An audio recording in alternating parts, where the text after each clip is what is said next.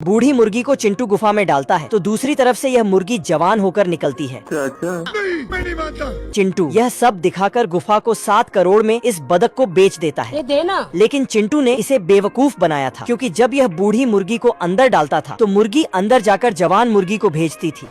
चिंटू बदक को छूना लगाकर वहाँ से चला जाता है। तभी बदक देखता है कि एक बुढ़िया आ रही है। बदक बुढ़िया से पैसे लेकर उसे जवानी के सपने दिखाता है और गुफा में भेज देता है। बुढ़िया बाहर निकलते ही पोज मारने लगती है। अच्छा, ये कैसे हो गया? लेकिन जब बुढ़िया शीशा देखती है, बुढ़िया जवान नहीं हो पाती तो गुस्से में बदक को धोबी की तरह मारती है। तो बॉस बदक को पता चल जाता है कि चिंटू ने इससे बेवकूफ बनाया था। रुक, तेरे को बताते, तेरी माँ। बदक अपना दिमाग लगाता है और चिंटू के सामने जाकर और जल्दी से वापस आकर अपने लड़के को गुफा में भेज देता है। जैसे ही चिंटू आता है तो बदक खुद गुफा में जाता है और उस तरफ से अपने लड़के को बाहर भेजता है, जिस कारण चिंटू को लगता है कि बदक जवान हो गया है और उस गुफा को 10 करोड़ में वापस खरीद लेता। कुत्ते की शादी के लिए घर वाले बहू ढूंढ रहे थे। अच्छा।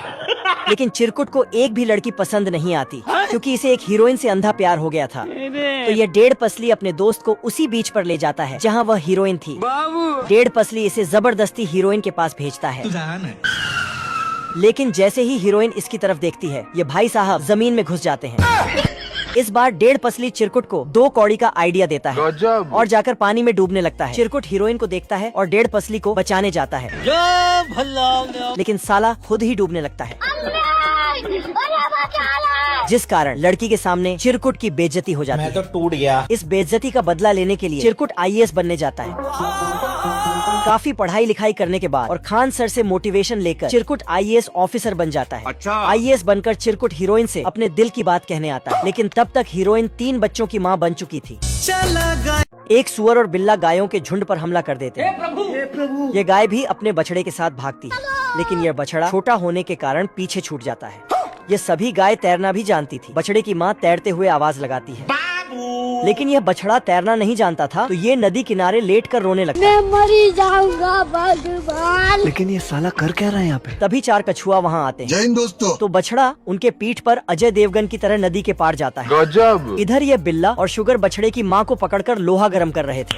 नाइस। बछड़ा यह देखता तो अपनी माँ को बचाने के लिए फुल जोश में और दोनों हरामियों को मारता है और गरम सलिया लेकर बिल्ला और सुअर के पीछे पड़ जाता है। बिल्ला और शुगर डरकर चट्टान से नीचे कूद जाते हैं। यह सुंदर चिड़िया अपनी ड्रेस उतारकर तालाब में नहाती है।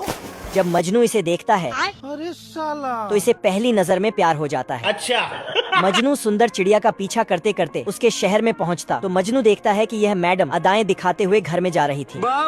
मजनू पीछे पीछे जाता है तो चिड़िया का सिक्योरिटी गार्ड